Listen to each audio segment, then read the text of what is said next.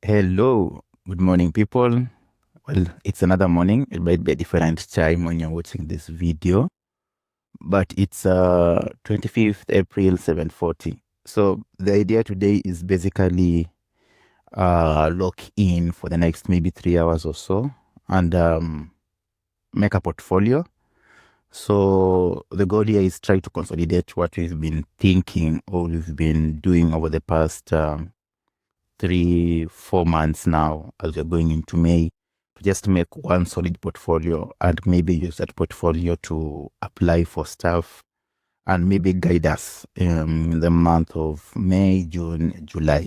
So that's the whole idea of this portfolio, to guide me through well, not the last, but the second quarter per se. Yeah. So stick around. I'll be doing a speed run again. I might pause a while to explain some things, but yeah, so stick along. So yeah, let's go. And we have our cup of coffee, obviously. We will obviously take breaks, replenish, and see where this leads. So hang on. So this is what I used as my previous portfolio. So I had before I let me just do this before I let me just recap my previous portfolios. I think that would be the best place to start. So initially when I first started health data science, I used this as my portfolio. So that means that what did I do? I made some projects and then I just put them in a blog. Okay. So this is what I used, quote unquote, as my portfolio. Just proof of the work I've been doing around the data analysis in medicine. So I would have analysis, then share, then just talk about health financing, for example. This was in R. So this is what I used to do, or this is what I used to and maybe share when I'm looking for should I say jobs? Yeah, when I'm actually looking for jobs and looking for opportunities. This is what I used as my portfolio. Okay, so you can see it goes on and on. Yeah, so after that, I sort of upgraded my way of doing projects now to more modeling, and then I had this coming in as my portfolio.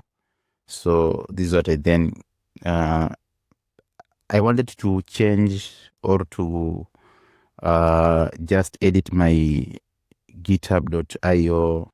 So like the landing page.andai.github.io. However, I was so lazy and I really didn't think that it was worth going all the trouble just to make another portfolio.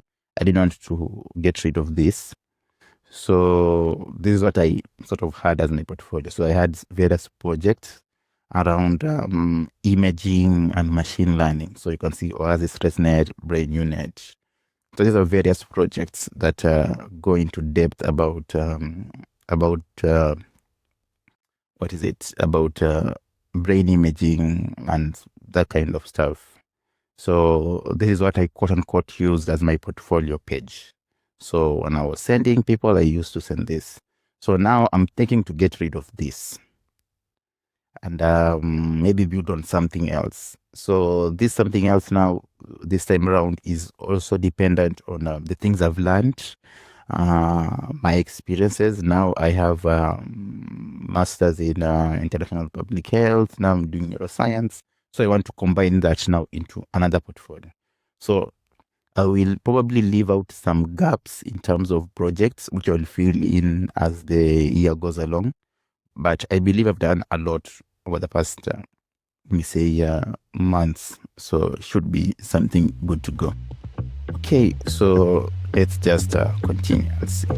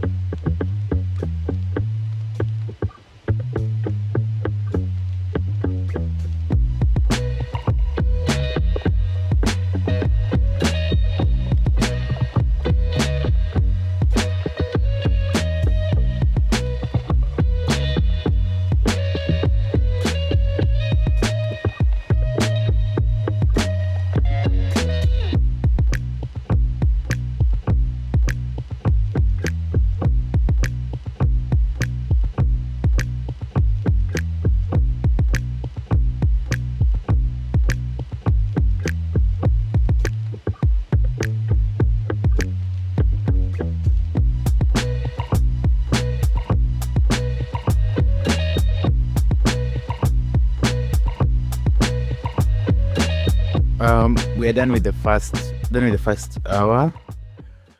It's been one tricky hour.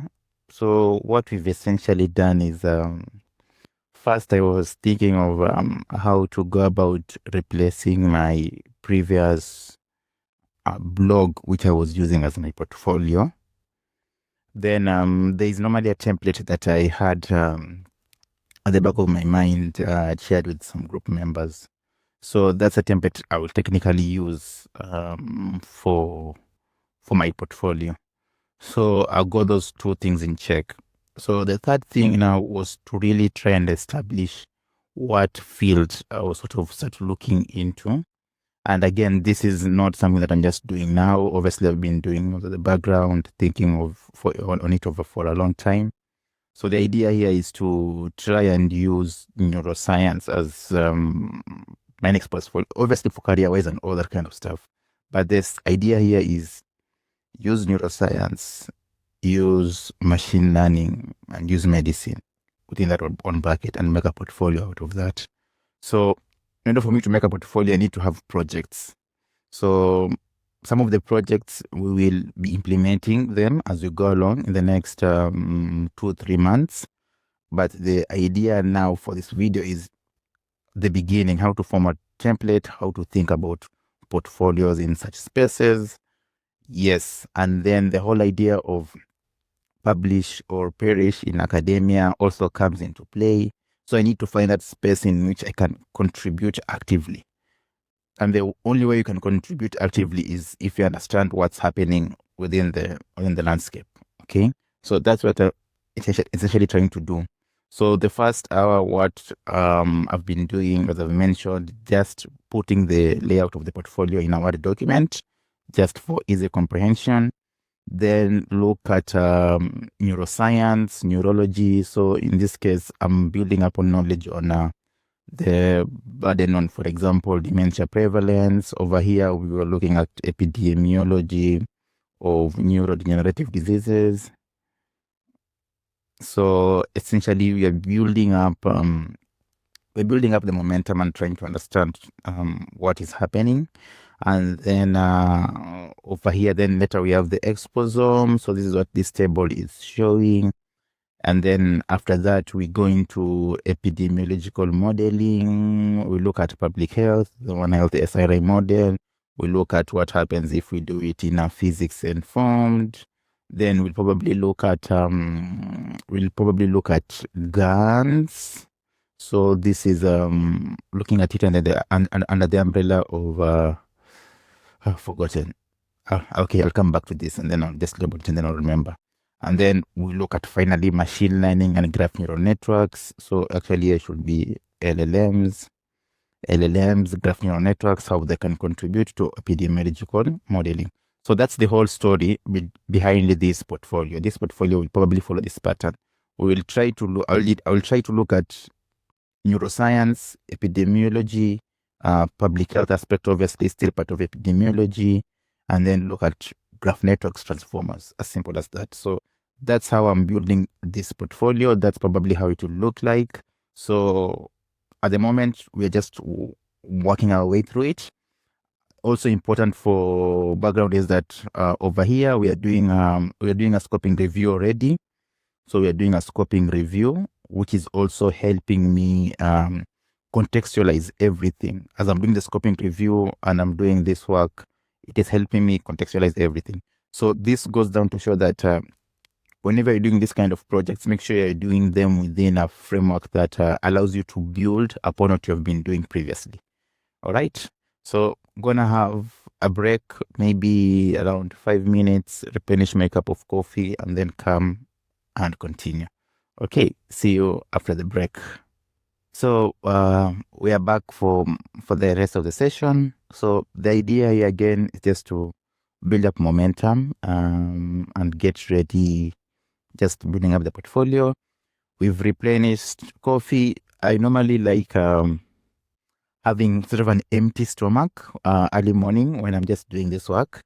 And then after the whole sprint, around 10 or 11 there, that's when I probably have breakfast and then figure out how the rest of the day goes. Okay, so let's continue.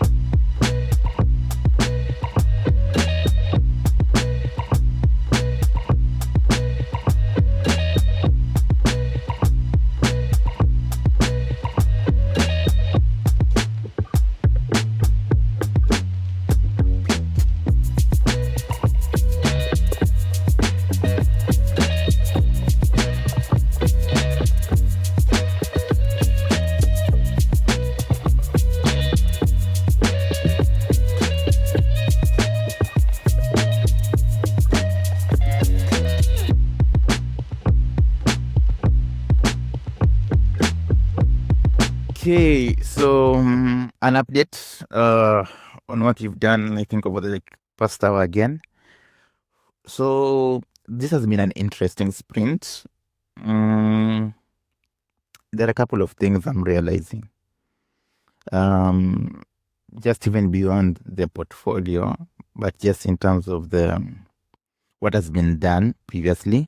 So what I've essentially done in this session is, number one, sort of establish the literature behind the epidemiology of NDs, so in this case, neurodegenerative diseases. So I think one interesting paper that I came across was, there was a couple of interesting papers. Let me see. There was a paper on East Africa. Okay, I'll just find it later on. Yeah, this paper. So this was an interesting paper which set everything into perspective in terms of East Africa. Then there is also a recent paper by one of my mentors that looks at dementia across Kenya, Sub-Saharan Africa, and Africa and globally. So those two papers are sort of good in terms of giving me the epidemic kind of prevalence matter of things. Okay, so that's essentially in the data side of things. So this paper is a meta-analysis, as you can see, and they go on talk about the prevalence, what is seen across different studies. Surprisingly, Kenya has the least number of studies. I think it was around, let me see, around 5 out of 42 studies that were looking at the epidemiology, the prevalence of NDs. So keep in mind that this paper is a review from 2022. Obviously, the stats have changed, but again, just gives the overall picture. Then that was done. The second thing was now to look at the methods in terms of review. So this review was on modern methods of diagnostic and treatment of NDs and depression. It goes along talking about the kind of models out there, the challenges of the models, where are these models best used. And I think that's also important when you're thinking about these models and where to deploy them, given constrained settings such as low middle income countries. So these models will probably come in as a good, let me say, screening tool. But to some extent, they can also come in as a diagnostics tool when specialists aren't really there in large numbers or as much as you want them to be. They can offer an assistance. But however, we are still far away in terms of how this can be implemented in the real world, especially in LMICs. So most of this will be largely theoretical or maybe proven in the paper, but not implemented. And in the implementation bit, there is a whole aspect of infrastructure that is needed. So, for example, if your model has done well on PET MRI, then the question is there even available PET MRI in this case to make such predictions? Okay, so this is what paper is touching on. Now, on top of that comes this whole aspect of exposome, which I've been talking about over and over. So in this exposome case, we are saying, okay, given that we have access to this kind of data and we've done this pre-processing, what about other factors such as the exposome? How can they influence this and bring about some certain outcome in brain health. Okay, so let me just pause this. How can they bring about certain as outcome in brain health? So in order for us to do that, we normally use we normally assess some certain outcomes. One of the outcomes to assess is called brain age gap analysis, if I'm not wrong. Brain age gap, yes. Brain age gap model. So it essentially gives you the output of chronological age over predicted age. Okay, so you take a bunch of MRIs over here, and then given a standard, for example, normal population, you say in normal population, for example, this is what their age looks like. This is what their MRI looks like given their age. Then you use these MRIs collected and try and predict if that is consistent. A bug over than 0 shows that the individual is older. A bug less than 0 shows that the individual is younger.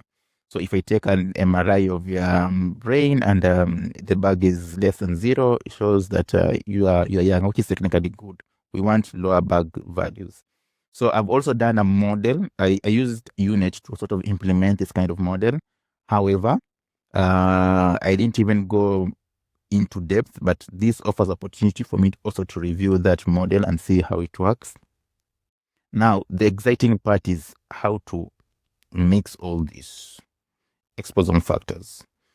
This hasn't been largely done from literature, and this is what this paper is technically diving into. So the beauty of this paper is that it has provided the code needed. The code dataset is open source for you to review.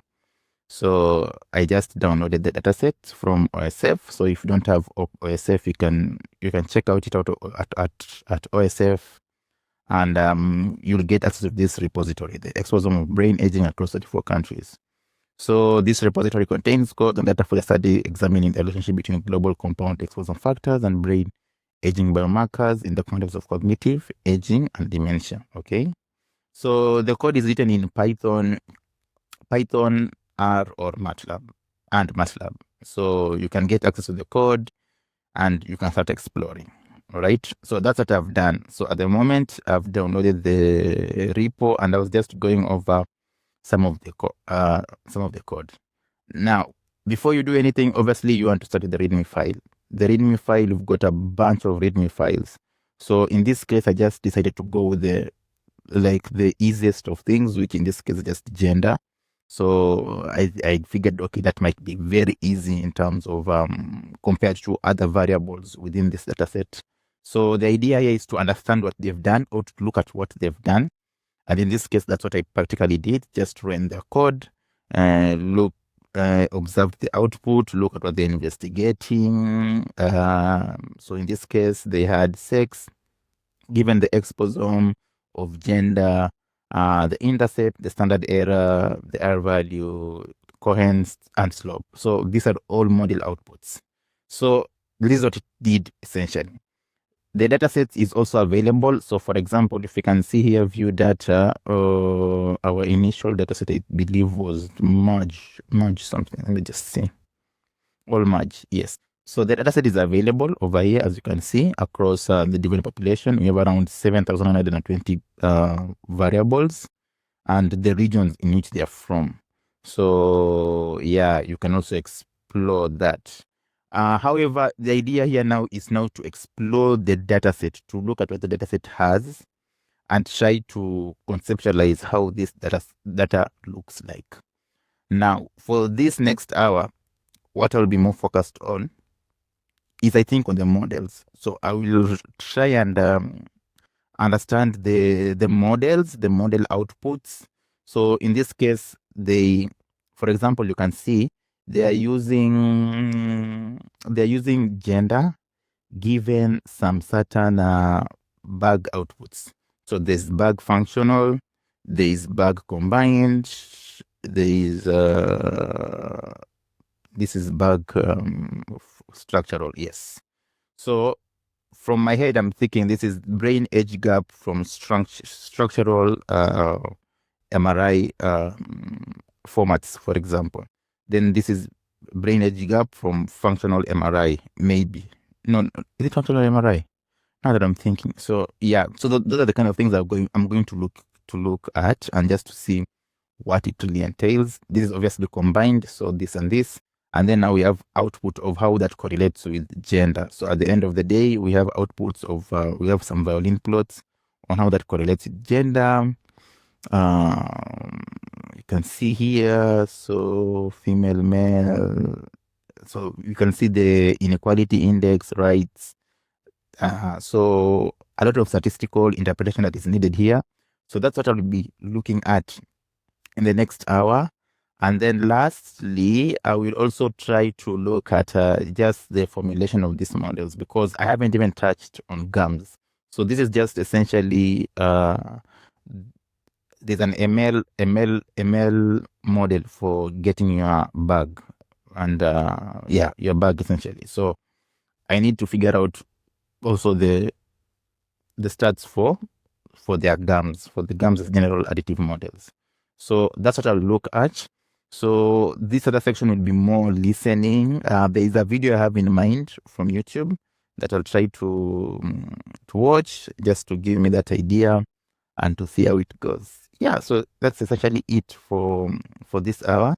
So how that fits into my portfolio, again, remember the essential of this video is just to lay out the outline of how my portfolio might look like, given if I go and I explore this pathway. So at this moment, I'm just getting ideas, laying them out in an outline, some of the things I will implement.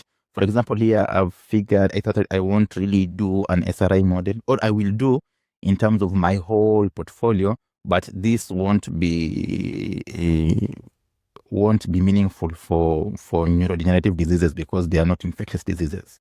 So that's the whole idea I was thinking when I was exploring this. So yeah, so the next thing is more on the modeling. I think this will come here. So I will get some ideas. So for example, here we have bugs. I will look at how to fit bugs now with Exposome. So that's the whole idea, because I did a bug model before. So just to show you guys what I mean by a bug model. So as you can see here from my profile, I had this Oasis ResNet. What was it? Let me see. Yes, so this was the whole idea of a bug model. So in this case, using 3D MRI to estimate brain age from T1 weighted MRI scenes. So the scans, so brain age gap analysis. So that's the brain age gap analysis. This is an example of a model that I ran. This is an example of the output that I was talking about. It gives you the true age of the true age over the predicted age, or the chronological age given the predicted age. So that's essentially it. So yeah. So until there, things are forming in my head. I'm thinking. Also, the project that I've downloaded gives me a good idea on how such project needs to have their documents structured and all that kind of stuff. So yeah, exciting stuff ahead. So take a break, and then we'll be back for the final hour. We are back for the last sprint. So this one is more models. So let's see what's in store.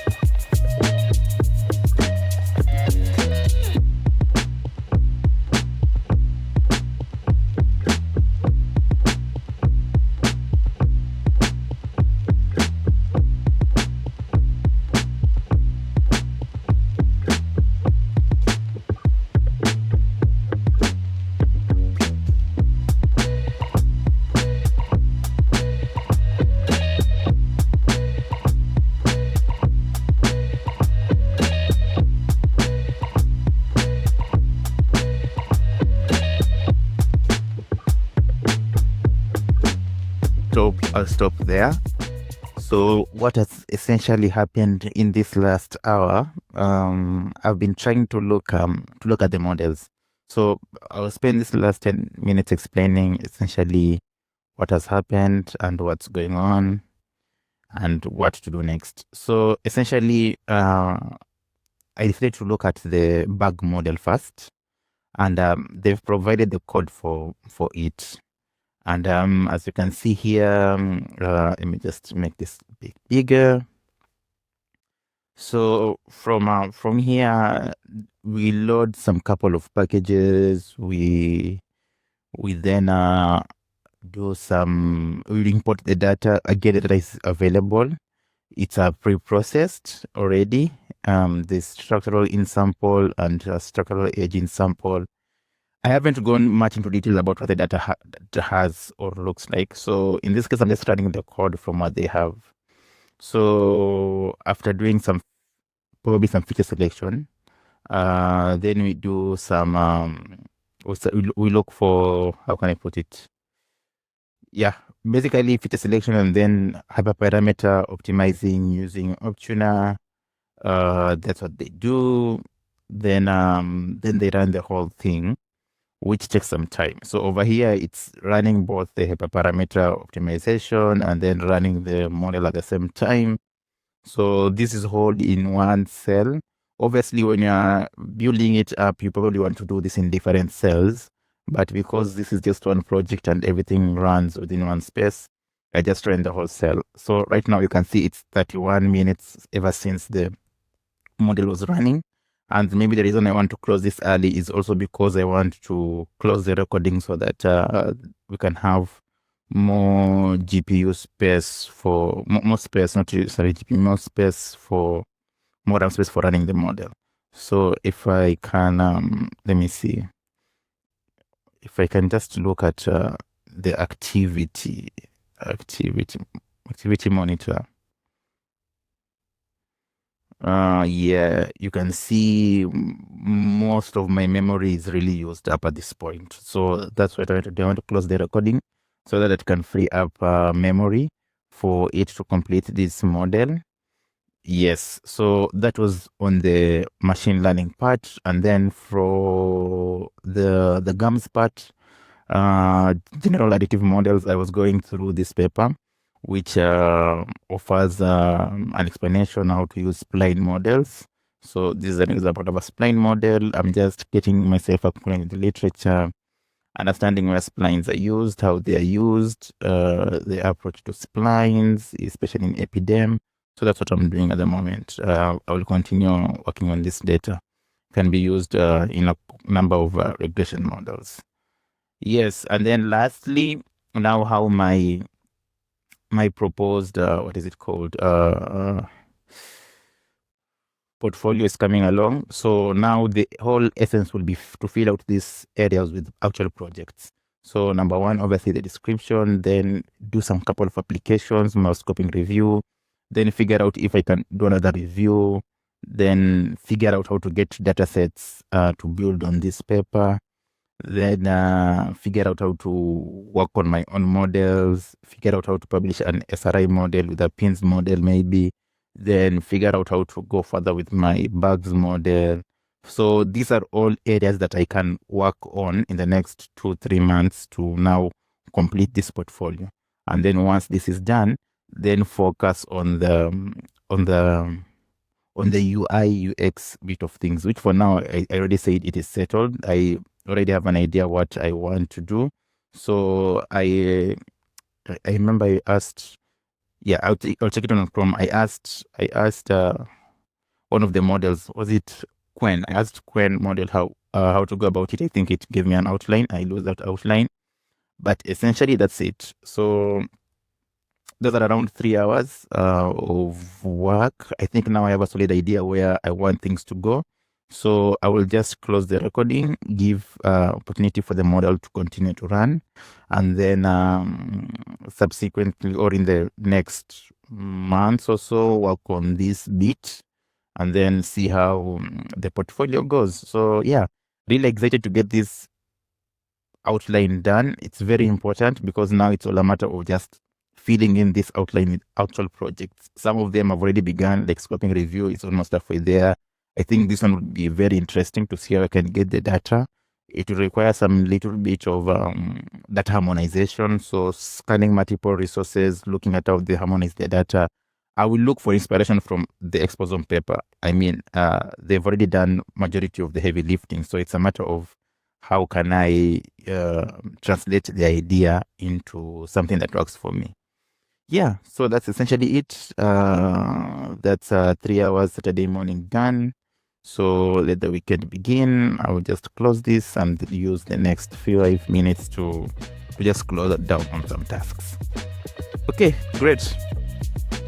If you enjoy this kind of videos, please make sure to leave a like, comment even, subscribe to the channel. I've paused on majority of the Afedata modules or recording this week. So hopefully we'll be getting back to them in the following week. Until next time, it's your host, David, and I. Bye-bye. Need to get some food. I'm very hungry.